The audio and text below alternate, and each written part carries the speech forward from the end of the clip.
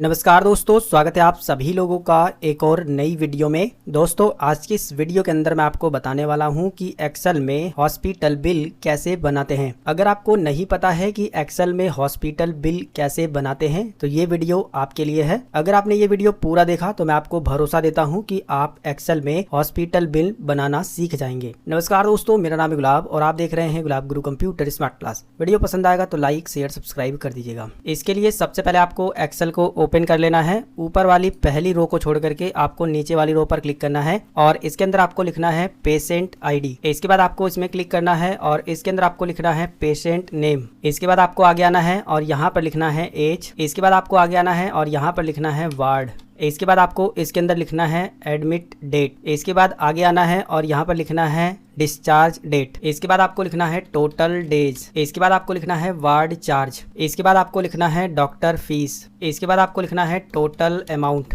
तो इस तरीके से हमारी जो हेडिंग है वो कंप्लीट हो जाती है। अब आपको क्या काम करना है, यहाँ से लेकर के यहाँ तक सेलेक्ट करना है। ऊपर से सेलेक्ट करिएगा, आप कॉलम ए पर लेके जाएंगे तो इस तरीके से माउस पॉइंटर बन जाएगा। इसके बाद माउस का लेफ्ट बटन दबा करके यहाँ तक जो है सिलेक्शन बनाएंगे। इसके बाद जो है किसी भी कॉलम पर डबल क्लिक इस तरीके से कर देंगे तो जो कॉलम की विड्थ और हाइट है ऑटोमेटिक जो है सेट हो जाएगी इस तरीके से। अब हमारी जो हेडिंग है वो पूरी कंप्लीट हो गई है। आपको भी जो है सेम यही हेडिंग बनानी है। हेडिंग बनाना बहुत आसान है, बस आप इस पर क्लिक करिए और जो चीजें लिखी गई हैं बस वही आपको लिखना है। इसके बाद आपकी भी जो हेडिंग है वो कंप्लीट हो जाएगी। अब आपको जो है ऊपर वाली रो को यहाँ से लेकर के यहाँ तक सिलेक्शन बनाना है और इसके बाद मर्ज एंड सेंटर कर देना है और इसके अंदर जो भी आप हेडिंग देना चाहते हैं वो हेडिंग लिखनी है। जैसे कि हम लिख देते हैं हॉस्पिटल बिल 2024-25। लिखने के बाद आपको बाहर क्लिक करना है, दोबारा से इसी सेल में क्लिक करना है और इसका साइज जो है यहाँ से आपको इस तरीके से बढ़ा लेना है लगभग 26 के करीब। और इसके बाद जो है यहाँ से इसे बोल्ड कर देना है और इसके अंदर जो है बैकग्राउंड में जो भी कलर आप देना चाहें वो दे सकते हैं। इसी तरीके से आपको इस वाली सेल को सिलेक्ट करना है, जो भी आपने हेडिंग बनाई है सभी सेल को सिलेक्ट करिए,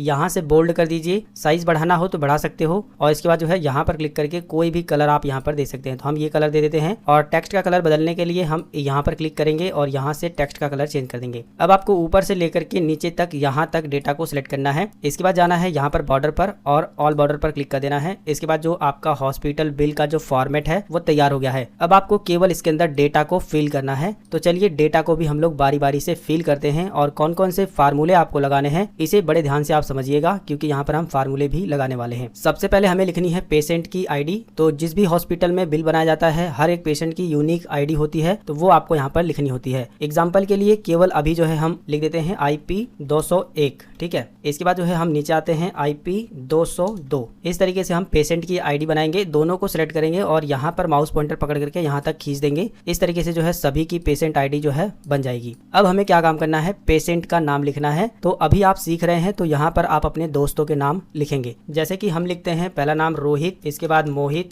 इसके बाद सुरेश, इसके बाद राजू। इस तरीके से आपको जो है एक एक करके अपने दोस्तों के नाम लिख देने हैं। इसके बाद आपको यहाँ पर एज लिखनी है, जो भी पेशेंट की एज है वो आपको यहाँ पर लिखना है। एज डालना बहुत आसान है, बस आप इस पर क्लिक करिए और यहाँ पर जो भी एज आप अपने अकॉर्डिंग डालना चाहते हैं अभी आप डाल सकते हैं। इसके बाद आपको यहाँ पर वार्ड लिखना है। आपको पता होगा कि हॉस्पिटल में कई तरह के वार्ड होते हैं, जैसे कि जनरल वार्ड, प्राइवेट वार्ड और इसी तरीके से और भी वार्ड होते हैं। तो आप अपने हिसाब से यहाँ पर वार्ड टाइप करेंगे। फिलहाल अभी के लिए हम लोग जो है केवल एग्जाम्पल में 2 ही वार्ड लेकर चल रहे हैं, पहला है प्राइवेट और दूसरा है जनरल। तो हम यहाँ पर सबसे पहले लिखेंगे प्राइवेट, इसके बाद नीचे आएंगे और यहाँ पर जो है दूसरा लिखेंगे जनरल, फिर लिखेंगे हम प्राइवेट, फिर ये भी प्राइवेट है, ये जनरल है, ये भी जनरल है, ये प्राइवेट है, ये जनरल है और ये प्राइवेट है और ये जनरल है। इस तरीके से जो है हम सभी वार्ड जो है यहाँ पर टाइप कर देंगे। अगर जगह कम पड़ रही है तो आप यहाँ पर क्लिक करके जगह को जो है सही तरीके से एडजस्ट कर सकते हैं। इसके बाद जो है आपको लिखनी होती है एडमिट डेट, यानी कि ये पेशेंट जो है किस डेट को एडमिट हुआ है वो डेट आपको यहाँ पर भरनी है। और इसके बाद आपको लिखना है डिस्चार्ज डेट, यानी कि ये पेशेंट को किस दिन जो है हॉस्पिटल से डिस्चार्ज किया गया है, किस दिन छुट्टी की गई है, वो डेट आपको यहाँ पर डालनी है। तो अभी जो है आप प्रैक्टिस कर रहे हैं तो आप अपने हिसाब से कोई भी यहाँ पर डेट डाल सकते हैं। जैसे कि हम पहली डेट डाल देते हैं 7/5/2024, ये हमारी एडमिट डेट है और डिस्चार्ज जो है डेट हमारी है 12/5/2024। इस तरीके से जो है आपको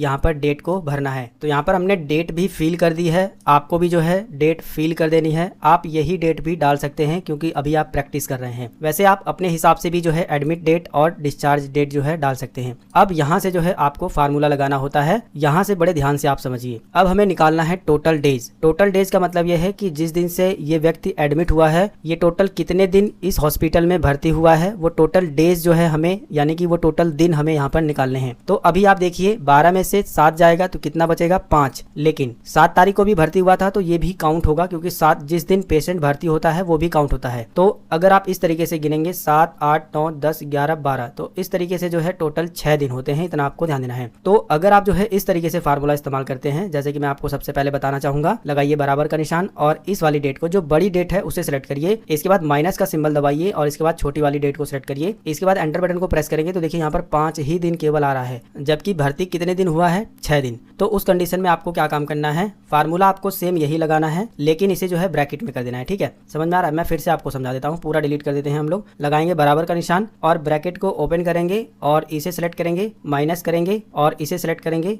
ब्रैकेट को बंद कर देंगे और इसके बाद जो है प्लस का बटन दबाएंगे और 1 टाइप कर देंगे। ठीक है, बस यही छोटा सा फार्मूला आपको लगाना है कि बड़ी वाली डेट से छोटी वाली डेट को माइनस कर लेना है और इसके अंदर एक प्लस जोड़ देना है। इसके बाद जो है आपको एंटर बटन को प्रेस करना है। तो देखिए टोटल जो है 6 दिन यहाँ पर निकल करके आ गया है और सभी का निकालने के लिए आप यहाँ पर क्लिक करके माउस का लेफ्ट बटन नीचे ड्रैग करेंगे तो सभी का जो है डेज निकल करके आ जाएगा। और इसे आप चाहे तो यहाँ से सेंटर में कर सकते हैं, बिल्कुल सेंटर में रहेगा। इसके बाद जो है वार्ड चार्ज हमें निकालना है। तो देखिए वार्ड जो चार्ज होता है वो अलग अलग होता है। प्राइवेट वार्ड का जो चार्ज है वो अलग होता है और जनरल वार्ड का चार्ज जो है वो अलग होता है। इसी तरह से हॉस्पिटल में जितने भी वार्ड होते हैं उनके चार्ज अलग अलग होते हैं, लेकिन आप वार्ड के हिसाब से चार्ज कैसे निकालेंगे चलिए ये समझते हैं। तो इसके लिए जो है आपको इफ का फार्मूला इस्तेमाल करना है। हम लगाएंगे सबसे पहले बराबर का निशान और यहाँ पर टाइप करेंगे इफ। इसे जो है टैब बटन दबा करके एक्टिव कर लेंगे। लॉजिकल टेस्ट में हमें वार्ड को ही सिलेक्ट करना है, ये वाला वार्ड जो लिखा है हमने इसे सिलेक्ट कर लेना है। इसके बाद आपको लगाना है बराबर का निशान और डबल कोड में जो है आपको प्राइवेट लिखना है, PRIVATE। ठीक है, इसके बाद जो है डबल कोड को बंद कर देना है। इसके बाद लगाना है आपको कॉमा और यहाँ पर लिखना है आपको 1000। मैं 1000 प्राइवेट वार्ड की जो फीस है उसे रख रहा हूँ। ठीक है, लेकिन आप जो है 2000 भी रख सकते हैं, वो आपकी मर्जी है। फिर आपको लगाना है कॉमा, इसके बाद लिखना है 500। अब इस फार्मूले को एक बार फिर से जो है अच्छे से समझिए। आपको लगाना है सबसे पहले बराबर का निशान, लिखना है इफ। इफ का मतलब यदि D3 यानी कि ये वाली सेल में अगर प्राइवेट लिखा है, हमने लिखा है बराबर हो प्राइवेट के, मतलब कि इस वाली सेल में प्राइवेट लिखा हो, तो हमने लगाया कॉमा 1000 जो है यहाँ पर वार्ड चार्ज रहेगा, वरना फिर हमने कॉमा लगाया 500। अगर प्राइवेट नहीं लिखा रहेगा तो 500 रुपये आएगा, अगर प्राइवेट लिखा रहेगा तो 1000 रुपये फीस जो है ऑटोमेटिक यहाँ पर ऐड हो जाएगी। यही जो है ये फार्मूला काम करेगा। ठीक है, इसे आप एक बार फिर से समझ लीजिएगा, थोड़ा सा पीछे करके, तो आप अच्छे से समझ जाएंगे। आप अगर वार्ड की फीस बढ़ाना चाहते हैं तो 1000 की जगह 2000 टाइप कर सकते हैं, 500 की जगह 1000 टाइप कर सकते हैं, वो आपकी मर्जी है। इसके बाद जो है ब्रैकेट को बंद कर देना है, एंटर बटन को प्रेस करना है। तो देखिए ये जो है प्राइवेट वार्ड है, इसलिए जो है यहाँ पर 1000 रुपये फीस आ गई है। लेकिन हम यहाँ पर जो है डबल क्लिक करते हैं तो देखिए जो भी जनरल वार्ड है उसकी 500 फीस जो है ऑटोमेटिक यहाँ पर आ गई है। देख सकते हो वार्ड चार्ज जो है 500 ऑटोमेटिक आ गया है। तो इस फार्मूले से यही फायदा है कि आपको अलग अलग टाइप करने की जरूरत नहीं पड़ेगी। वैसे आप इसे टाइप भी कर सकते थे कि प्राइवेट में 1000 फीस है और जनरल में जो है 500 फीस है, लेकिन फार्मूले से जो है ऑटोमेटिक आ जाएगा और बड़े से बड़े डेटा में जो है आप फार्मूले से इस्तेमाल कर सकते हो। अब हम लोग निकालते हैं डॉक्टर फीस। तो देखिए डॉक्टर फीस जो है नॉर्मली हर हॉस्पिटल में एक बराबर होती है। कोई डॉक्टर की फीस जो है 500 रुपए होती है हर पेशेंट के लिए, कोई डॉक्टर की फीस जो है 300 रुपए होती है। लेकिन कोई कोई सी हॉस्पिटल ऐसे होते हैं जिसमें जो है वार्ड वाइज भी जो है फीस ली जाती है। जैसे कि प्राइवेट वार्ड है तो उसमें ज्यादा फीस डॉक्टर की रहेगी उसमें देखने के लिए, और जनरल वार्ड में जो है कम रहेगी। तो हम जो है यहाँ पर वार्ड के हिसाब से यहाँ पर डॉक्टर की फीस रखने वाले हैं। आपको यहाँ पर एक चीज का ध्यान देना है कि अगर डॉक्टर की फीस केवल 500 रुपए है तो आपको सभी में 500 रुपए ही टाइप कर देना है। ठीक है, अगर 300 रुपए है तो 300 रुपए ही टाइप कर देना है। लेकिन अगर आप कंडीशन लगा करके यहाँ पर डॉक्टर की फीस निकालना चाहते हैं तो वो काम आप कैसे करेंगे चलिए ये समझिए। सबसे पहले लगाएंगे बराबर का निशान और लिखेंगे इफ। इसे जो है एक्टिव कर लेंगे। लॉजिकल टेस्ट में हम वार्ड को ही सिलेक्ट करेंगे और यहाँ पर लगाएंगे बराबर का निशान। इसके बाद जो है डबल कोड के अंदर हम यहाँ पर फिर से जो है प्राइवेट लिखेंगे और डबल कोड को जो है बंद कर देंगे। हमने कंडीशन क्या रखी कि यदि D3 यानी कि इस वाली सेल में प्राइवेट लिखा है तो के लिए हमें कॉमा लगाना है, 500 रुपए फीस रहेगी, नहीं तो 300 रुपए फीस रहेगी। समझ रहे हैं फार्मूला? सेम इसी की तरह काम कर रहा है, सेम वही चीज हमने अप्लाई की है, लेकिन हमने जो है यहाँ पर डॉक्टर की फीस को रखा है। सेम वार्ड चार्ज वाला फार्मूला ही है। अब आपको क्या काम करना है, ब्रैकेट को बंद कर देना है, एंटर बटन को प्रेस करना है। तो देखिए 500 रुपए फीस आ गई है, क्योंकि ये प्राइवेट वार्ड है। अगर आप इसे जो है डबल क्लिक करके नीचे तक लेके जाते हैं तो जो भी जनरल वार्ड होंगे उनकी जो फीस है आप देख सकते हो, डॉक्टर की फीस 300 रुपए ही आई है। तो इस तरीके से आप डॉक्टर की फीस भी निकाल सकते हो। और डॉक्टर की फीस जो है सभी वार्ड में सभी पेशेंट के लिए बराबर है, तो आप जो है सभी पेशेंट को बराबर देंगे, 500 रुपए सभी का रख देंगे, वो आपकी मर्जी है। अब हम लोग निकाल लेते हैं सबसे लास्ट चीज, टोटल